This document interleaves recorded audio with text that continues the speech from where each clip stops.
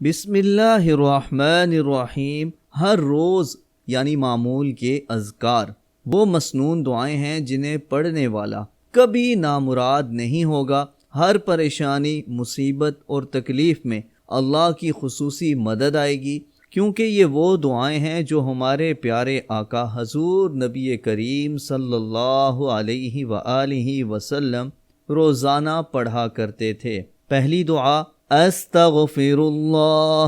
نبی کریم صلی اللہ علیہ وآلہ وسلم ایک دن میں 70 سے 100 مرتبہ تک استغفار کرتے۔ صحیح بخاری۔ لا حول ولا قوة الا باللہ 30 سے زیادہ مرتبہ پڑھیں، یہ جنت کے خزانوں میں سے ہے۔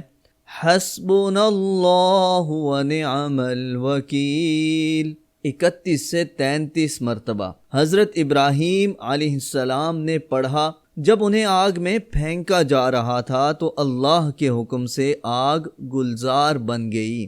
یا حی یا قیوم برحمتک استغیث 20 سے 22 مرتبہ پڑھیں۔